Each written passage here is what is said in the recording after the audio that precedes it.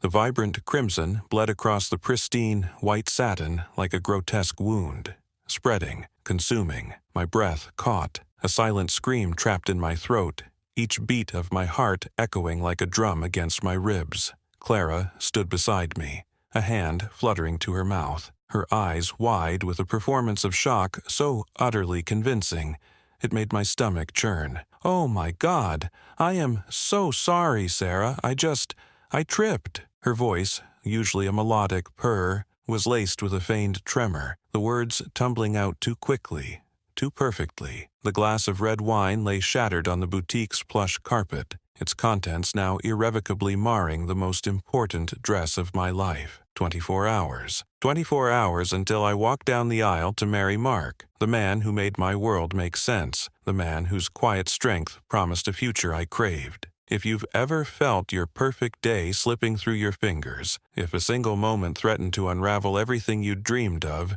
share your own wedding day nightmares in the comments below. I promise, I'll be reading every single one. It wasn't just a stain, it was a blot on every perfect vision I'd painstakingly curated for this day, a dark, spreading omen that twisted my stomach into knots. For months, I'd poured my heart, my time, and every spare moment into planning this wedding. Every detail, from the delicate lace on the invitations, chosen for its exact shade of ivory, to the specific scent of the peonies that would fill the reception hall, had been carefully chosen to reflect the quiet, profound love Mark and I shared. He was my calm, my anchor, the solid ground beneath my feet, and our wedding was meant to be the perfect reflection of our journey together. Clara, my cousin, had always been a shadow in my life, a constant, subtle undercurrent of jealousy that I had, perhaps foolishly, chosen to ignore. She excelled at these kinds of accidents, a spilled drink on my prom dress that forced me to change before photos, a mysteriously lost invitation to my graduation party that meant I almost missed my name being called. Her apologies were always swift, theatrical, and utterly devoid of genuine remorse, leaving me feeling vaguely unsettled but unable to pinpoint a direct, malicious act. She'd been surprisingly eager to accompany me to the final fitting, her presence a faint unease I'd tried to dismiss as pre-wedding jitters. Now, looking at the ruined gown, the unease solidified into a cold, hard certainty. This wasn't an accident. This was Clara, a calculated strike aimed directly at my happiness. The boutique owner, a statuesque woman named Madame Dubois, rushed over, her face a mask of professional horror, her usually composed demeanor visibly shaken. She dabbed futilely at the spreading crimson with a pristine white cloth, her efforts only pushing the stubborn stain deeper into the delicate, unforgiving fibers of the satin. "Madame, I am so sorry, but this is impossible," she murmured, shaking her head slowly, regretfully. "The fabric is too fine. The dye, it has set." She trailed off, casting a quick, pointed glance at Clara, a look that spoke volumes about her suspicions, even if no words were exchanged. Clara, oblivious or perhaps deliberately ignoring Madame Dubois' silent accusation, was already pulling out her phone, feigning distress with dramatic sighs. "Oh, I'm so distraught. Sarah, what are we going to do? What in the world are we going to do?" Her voice was just a little too loud, her performance a little too polished, a jarring note in the quiet boutique. I felt a surge of cold, impotent fury, but it was quickly swamped by a wave of nauseating panic. My hands trembled, a tremor I couldn't control. The wedding was tomorrow.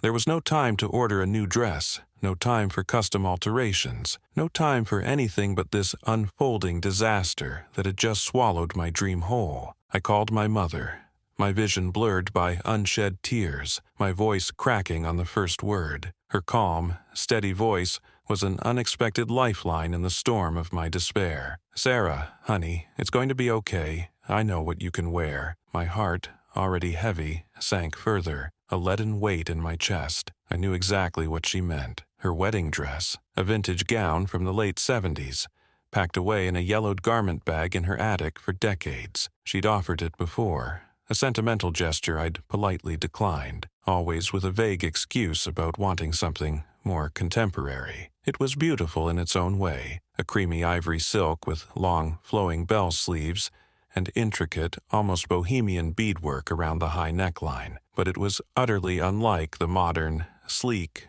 minimalist design I'd chosen for myself. It was a relic, a piece of history, and definitely not my dream dress. It felt like settling, like admitting defeat before the fight had even truly begun. But as the boutique's assistant gently, reverently, helped me out of the ruined gown, the stark reality of my situation hit me with the force of a physical blow. There were no other options. None. Just this one, faded historical garment. We spent the next few frantic hours, my mother driving with a grim determination, scouring every bridal shop, every department store, every last-minute boutique within a 100-mile radius. Each phone call ended in a polite but firm no. Online orders were impossible with such a tight deadline. Rental places had nothing that fit my size or my style, nothing that felt remotely right, nothing that wasn't either ridiculously expensive for a one-day rental or utterly hideous. Each failed attempt chipped away at my composure, leaving me raw, exhausted, and desperately clinging to a fading hope. My phone buzzed with a call from Mark, his voice laced with concern, a stark contrast to my unraveling state. "What's going on, babe? Are you okay? You sound—" I choked back a sob, forcing a brave, falsely cheerful tone into my voice. "Just a minor hiccup, love. Nothing we can't fix." But it wasn't minor, and I knew, deep down, it wasn't fixable. My perfect day was already tainted, a dark cloud hanging over the promise of tomorrow. By late afternoon, physically drained and emotionally defeated, I found myself back at my mother's house, watching her carefully unzipping the yellowed garment bag. The dress emerged, smelling faintly of lavender and mothballs, its vintage charm undeniable, but its silhouette so far removed from my vision that it felt less like a dress and more like a costume I was being forced to wear. I slipped into the gown, the cool silk, surprisingly soft against my skin, flowing gracefully around my legs. But the long, voluminous sleeves felt heavy, the high, almost suffocating neckline unfamiliar and restrictive. I looked in the mirror, and a stranger stared back. This wasn't the bride I'd envisioned for myself, the modern, confident woman in sleek satin. This wasn't Sarah, radiant and uniquely herself. This was someone else, a ghost from another era, a reflection of my mother's past, not my future. My mother smiled, her eyes brimming with a mixture of nostalgia and forced optimism. "You look beautiful, darling," she murmured, touching my shoulder. I tried to smile back, but my lips felt stiff, a grimace more than a smile. Beautiful? Perhaps in a historical context, but not me, not the me who was supposed to walk down that aisle tomorrow glowing with excitement and joy. I imagined the whispers that would ripple through the pews, the sideways glances, the barely concealed curiosity, and worst of all, the pity in Clara's eyes, a pity I knew would be laced with triumphant satisfaction. The dress was a symbol of compromise, a stark, unwelcome reminder of everything that had gone wrong, a testament to my shattered dream. I dreaded tomorrow. I dreaded seeing the disappointment, however subtle, however quickly hidden, on Mark's face. I dreaded facing our guests, knowing they would all see the accidental scarlet letter Clara had branded onto my special day. The reflection in the mirror seemed to mock me, a silent, chilling question hanging in the dusty air. How could I possibly pretend this was still my wedding, when it felt like everything, even my own reflection, had been stolen? The morning of the wedding arrived with a thick blanket of fog, mirroring the cloud in my stomach. I zipped up Mom's dress, the heavy silk settling around me like a second skin. It felt foreign, not mine. The mirror reflected a stranger, a ghost from a bygone era, not the modern bride I'd envisioned. My meticulously planned veil, chosen to complement a sleek contemporary gown, now seemed utterly out of place, a stark contrast to the vintage lace and high neckline. "You look beautiful, darling," Mom said, her voice soft, her eyes a little too bright. She adjusted a stray curl near my ear. I managed a weak smile, but the humiliation was a bitter taste. I imagined the whispers, the confused glances, the outright pity. I knew some guests already had seen my original dress on social media, the one I'd talked about for months. Now, this. I pictured their faces, their mouths forming silent questions. Clara, of course, arrived early. She floated in, a vision in emerald green, her eyes scanning me with a practiced blend of concern and something else, a flicker of satisfaction, quickly masked. "Oh, Sarah, my poor dear," she cooed, her hand fluttering to her chest. "It's truly a shame about your dress, but this, well, it's quaint, very you." She emphasized quaint like it was a euphemism for disaster. "Still, at least you have a dress, right? Some brides would just cancel." Her words were a needle pricking at my already raw nerves. She even offered to help with a few last-minute details, which mostly involved rearranging things I'd already set. I forced a polite nod, turning away to hide the tremor in my hands. The ceremony was a blur. Walking down the aisle, I kept my gaze fixed on Mark, trying to block out the peripheral vision of faces craning, eyes lingering on the unexpected vintage silhouette. I heard a muffled, "Oh," from one side, a hushed, "Is that?"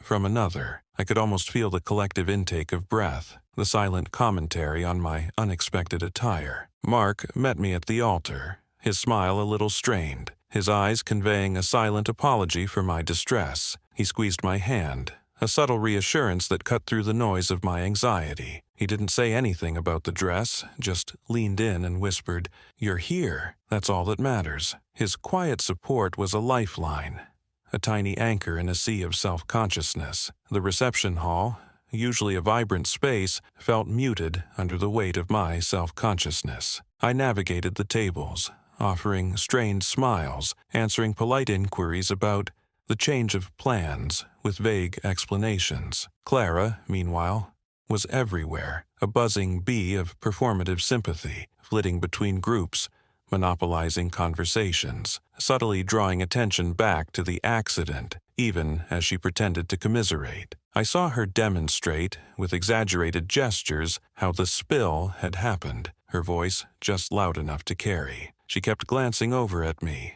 a tiny, almost imperceptible smirk playing on her lips whenever she thought I wasn't looking, a silent triumph. Midway through dinner, as the band played a cheerful but largely ignored medley, a tall woman with striking silver hair and intelligent, appraising eyes approached our table. She wore an elegant, understated suit and carried herself with an air of quiet authority. "Sarah, dear," my aunt introduced, "this is Dr. Evelyn Reed. She's a guest of the Petersons, a brilliant fashion historian, visiting from the city." Dr. Reed offered a warm, genuine smile. "It's a pleasure, Sarah, and forgive my forwardness, but your dress," her gaze was piercing, not judgmental, but intensely curious. "It's quite remarkable. The cut, the fabric, the hand-stitching on the bodice, it speaks volumes. Is it a family heirloom?" I felt a blush creep up my neck. "Yes, it was my mother's," I mumbled, bracing myself for the polite condolences about my unfortunate situation. But Dr. Reed didn't offer pity. Instead, she leaned closer, her eyes tracing the delicate lace sleeves. "Your mother has impeccable taste, or perhaps was very fortunate. The quality of this silk, it's extraordinary. And this particular style of embroidery, a very specific type of couching, it's quite rare. I've only seen it in a handful of sketches from the mid-20th century, notably by a designer who was famously reclusive and rarely showcased work publicly." She gently touched a seam near the waist, her fingers discerning. "The construction is highly unusual, almost architectural. The internal boning, the way the fabric falls. It reminds me of a period when designers were experimenting with structure in ways that were truly revolutionary, defying conventional silhouettes." Her voice was low, almost reverent, her fingers moving with a surprising delicacy over the fabric. She wasn't just looking at a dress, she was reading a story in its threads, a narrative only she seemed to understand. "May I ask," she continued, her voice gaining a quiet intensity, "do you know anything about its origins? Who made it?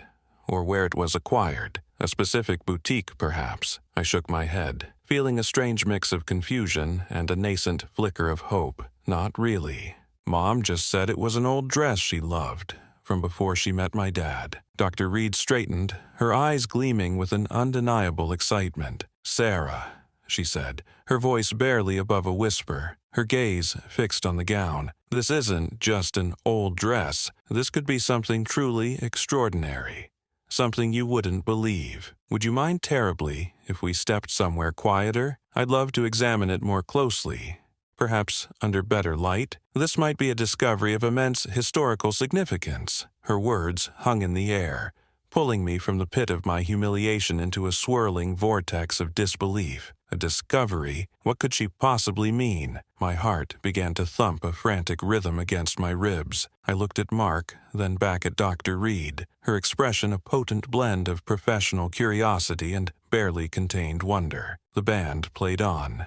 Guests laughed, but suddenly their sounds faded into a distant hum. All I heard was Dr. Reed's insistent voice and the pounding of my own blood, anticipating an unknown revelation that promised to redefine everything. Dr. Reed's eyes, alight with discovery, pulled me gently towards a quieter corner of the grand ballroom, near a large potted palm whose broad leaves offered a semblance of privacy. Mark followed, his hand resting reassuringly on my lower back, a silent anchor in the swirling chaos of the reception. The music softened here, a string quartet playing a classical piece, their notes becoming a distant, elegant hum. Dr. Reed's fingers, surprisingly nimble and precise, began their meticulous journey over the dress. She traced the delicate, almost ethereal lace of the bodice, then moved down to the intricate, nearly invisible embroidery that adorned the skirt. "Look here," she murmured, her voice a low, excited whisper, barely audible above the faint din. She pointed to a tiny,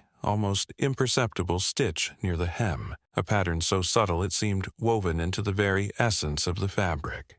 "And this, the way the silk drapes with such fluidity, the unique, asymmetrical cut of the sleeve, the hidden seams that give it such incredible structure." Her touch was reverent, almost devotional. "This isn't just vintage, Sarah. This is a masterwork of haute couture." She carefully, painstakingly, lifted a small section of the lining beneath the left arm, revealing a faded, almost unreadable signature, intricately embroidered in a thread that matched the silk. "I knew it," she breathed, her face lighting up with the pure joy of a scholar making a groundbreaking find. "This is the Lost Whisper gown. It's a legendary piece by Isabelle Dubois. She was a reclusive French couturier from the 1950s, renowned for her revolutionary sculptural designs and her meticulous, almost spiritual handcraft. She only made a handful of bespoke pieces for an exclusive clientele before she vanished from the fashion world entirely, leaving behind a legacy of unparalleled artistry. This dress, specifically,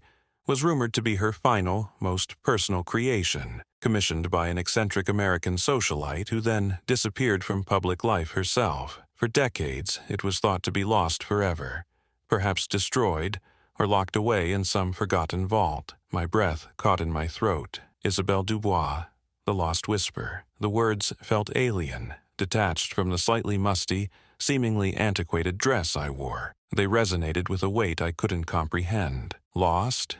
Forever?" I repeated, the sound thin, almost a gasp. My fingers involuntarily clutched at the soft silk of the skirt. Dr. Reed nodded, her gaze intense, her eyes sparkling with an almost childlike wonder. "Yes, its value isn't just monetary, Sarah, though that is astronomical. It's historical, a piece of wearable art, untouched, preserved for decades. Its worth, in a conservative estimate, would easily be in the multi-millions, perhaps even more at auction, given its provenance and the mystery surrounding Dubois. Millions. The word hung in the air, a shimmering, impossible sound, echoing in the cavern of the grand ballroom. I stared at the dress, then at Mark, whose jaw had dropped so far I thought it might hit the floor. His eyes, usually so calm, were wide with stunned disbelief. The profound humiliation and disappointment I'd felt just minutes ago evaporated like mist, replaced by a dizzying, overwhelming realization that my compromised dress was an unimaginable treasure. This wasn't a last-minute substitute. This was a miracle, a hidden gem disguised as a relic. The quiet corner didn't stay quiet for long. A server, passing by with a tray of champagne flutes, paused, his eyes widening as he overheard Dr. Reed's excited, barely contained pronouncements. The news, like a ripple in a still pond, spread instantly, amplified by the stunned expressions on our faces. Within moments, the polite hum of conversation in the ballroom swelled into an excited, almost frantic roar. Heads turned from every direction. Guests stopped mid-sentence, their half-eaten desserts forgotten, pointing, whispering, their voices rising in pitch. Phones emerged from pockets and purses like a synchronized flash mob, their camera lenses glinting, flashes blinking. People started gravitating towards us, a murmuring tide of curiosity and awe, forming a rapidly expanding circle. "Did you hear that?" A woman's voice chirped, sharp and clear. "Her dress is worth millions. The one Clara accidentally ruined?" Another gasped, the implication heavy in her tone. "Isabelle Dubois? No way. I thought that gown was a myth." I saw Clara then. She had been holding court near the dessert table, still playing the sympathetic, long-suffering cousin, dabbing at her eyes with a perfectly folded napkin, drawing pity from a small group of distant relatives. Her head snapped up, her eyes narrowing as the buzz intensified, as the collective gaze of the room shifted away from her and towards me. Her eyes, usually so calculating and self-assured, darted to me, then to the growing, starstruck crowd around Dr. Reed and me. The fake sympathy on her face dissolved with horrifying speed, replaced by a dawning horror, a slow, sickening realization of what she had done. Her mouth opened slightly, a small, choked sound escaping her throat. "Millions?" she repeated, her voice cutting through the rising din, shrill and disbelieving. She pushed through a small cluster of bewildered guests, her usually composed facade cracking, shattering into 1,000 pieces. "That old thing? My aunt's? That's ridiculous. It's just some dusty old hand-me-down." Dr. Reed, unperturbed by Clara's sudden, frantic interjection, simply smiled, a serene, knowing expression on her face. "It's quite real, I assure you, Ms."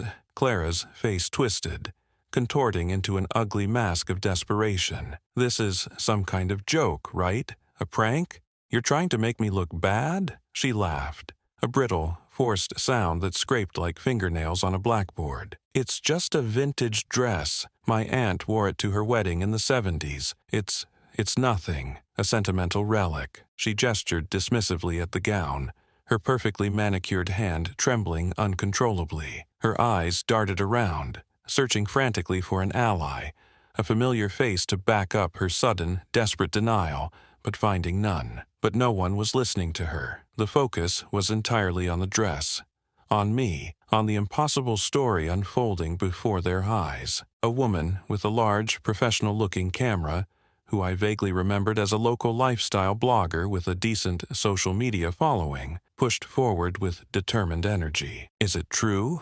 Is that an Isabelle Dubois original? Can I get a photo?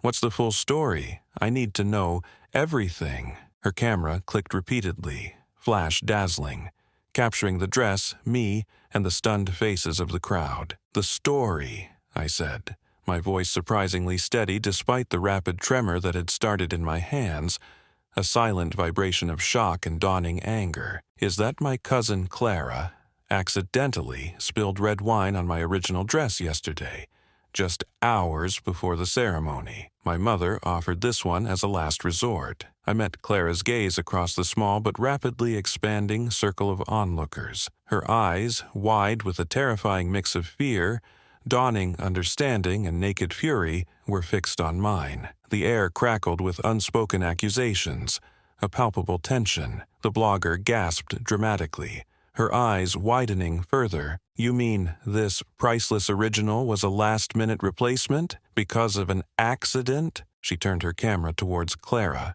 who recoiled as if physically struck, her face going ashen. "It was an accident!" Clara shrieked, her voice high-pitched and strained, losing all pretense of calm, her carefully constructed composure dissolving completely. "A terrible, awful accident. I was so sorry. I tried to help. It was just a clumsiness." But her words sounded hollow, empty, especially now, juxtaposed against the glittering reality of the dress. The guests, armed with the new, astonishing information, looked at her with undisguised suspicion. Whispers turned into pointed, venomous comments that cut through the air. "Red wine, huh? Very convenient. And on a brand new dress, right before the wedding? She's always been jealous of Sarah, everyone knows that. Remember that time she lost Sarah's scholarship application?" My gaze lingered on Clara. Her perfectly manicured hands clenched into tight, white-knuckled fists at her sides. Her accident had not only failed to humiliate me, it had, ironically, backfired spectacularly, leading to an extraordinary discovery that now illuminated her malicious intent for everyone to see. The quiet, intimate wedding I had planned was no more. The media frenzy, fueled by a single, priceless gown, had just begun, threatening to overshadow every other memory of this day. The morning after the wedding wasn't a soft, newlywed haze, it was a cacophony. My phone, which I'd somehow remembered to charge, vibrated ceaselessly on the bedside table. Mark was already up, staring out the hotel room window. Below, a cluster of news vans, their satellite dishes gleaming, had descended on the quiet street. The local news channel, flickering silently on the hotel room TV, showed grainy footage of our reception, zooming in on the dress. $1,000,000 vintage, one Chiron screamed. Bride's ruined dream turns to priceless treasure. I watched my own stunned face on the screen,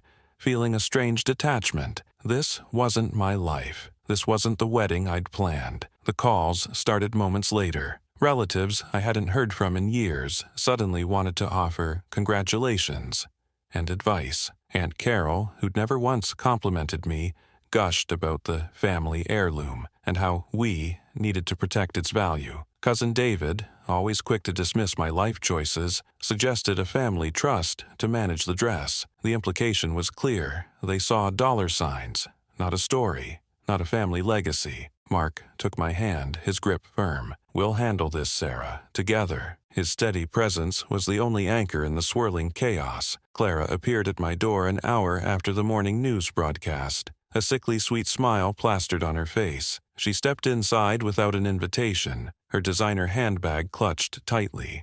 "Oh, darling, I'm just so worried about you," she purred, her eyes flicking to the headline flashing on my TV screen. "$1,000,000 bridal blunder becomes Cinderella story." This whole thing must be overwhelming. About the dress, I mean, who could have known? It was just an accident. I watched her, silent, waiting. "Honestly," she continued, her voice a little too high, "it's probably for the best it got ruined. That old thing was so dated. Now you have a real story, a real opportunity." Her words hung in the air, a venomous echo. "Opportunity?" I asked, my voice dangerously calm, stepping closer. "You think ruining my wedding dress, the one I spent months choosing, was an opportunity?" She laughed, a brittle sound. "Well, yes. Look at you, you're famous. And that dress, it's worth a fortune. We should really discuss how we manage this. As family, of course. It's a family heirloom, after all." Her emphasis on we and family was like a physical prod.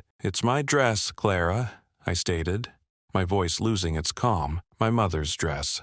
Not a family investment." Her eyes narrowed. "Don't be naive. Do you know how much that thing is worth? You could buy a dozen of those cheap little boutique dresses you were looking at." The words struck me like a physical blow. She knew. She had seen the sketches, heard my conversations. She wasn't just guessing. "You knew," I whispered. "You knew what you were doing, didn't you? You didn't just accidentally spill that punch. You targeted it. You wanted to ruin my day, ruin my dress, because you couldn't stand me having something beautiful that wasn't about you." Her face crumpled, but it wasn't sadness. It was pure, unadulterated fury. "It was a hideous, ugly, old dress. I was doing you a favor. You always get everything, Sarah. Everything just falls into your lap while I work for every scrap." Her words confirmed it, the malice dripping from every syllable. Mark stepped in from the kitchen, having heard her raised voice. "Clara, I think you should leave." He stood tall, a protective barrier. She glared at him, then back at me. "You'll regret this, Sarah.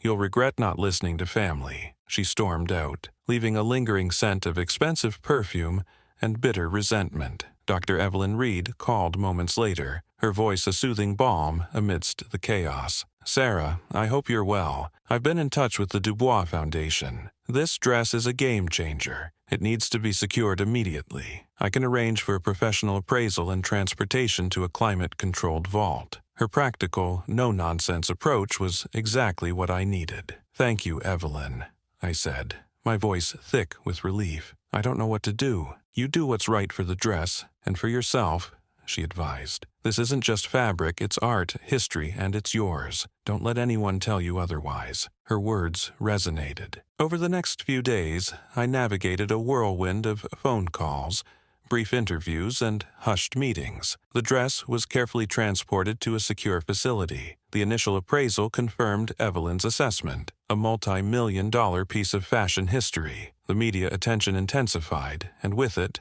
the pressure from family members. My mother, bless her heart, was overwhelmed but fiercely protective. It was your grandmother's, then mine, and now yours, darling. It means something. Mark became my gatekeeper, fielding calls, deflecting intrusive questions, and reminding me to breathe. Our honeymoon, planned for a quiet retreat, felt like a distant dream. Every conversation, every interaction, seemed to revolve around the dress. The breaking point came during a live television interview I reluctantly agreed to for a national morning show, hoping to control the narrative. The host, a smooth, practiced woman, led me through questions about the dress, its discovery, and my feelings. Then, unexpectedly, she brought up Clara.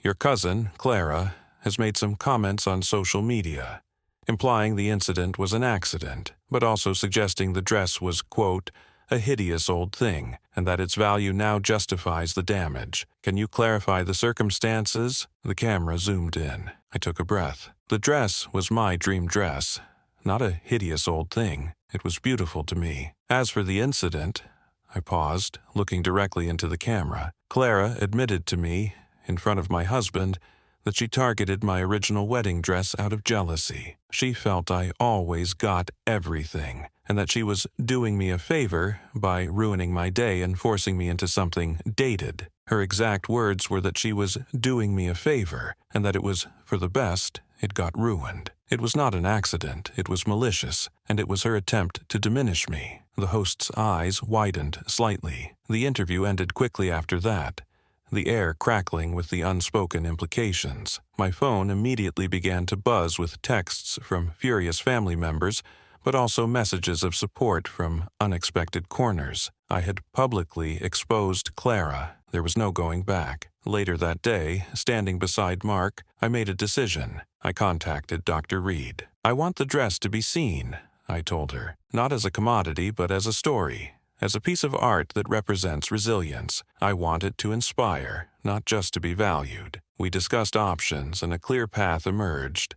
I would not sell it. I would not let it be an investment for greedy relatives. I would ensure its legacy was preserved, not exploited. I was no longer the timid girl who accepted humiliation. I was the woman who would reclaim her narrative, on her own terms. Life after the wedding settled into a new, unexpected rhythm. The initial media storm eventually subsided, leaving behind a quieter but no less profound change. Mark and I navigated the lingering buzz, choosing to define our reality not by the scandal, but by the choices we made.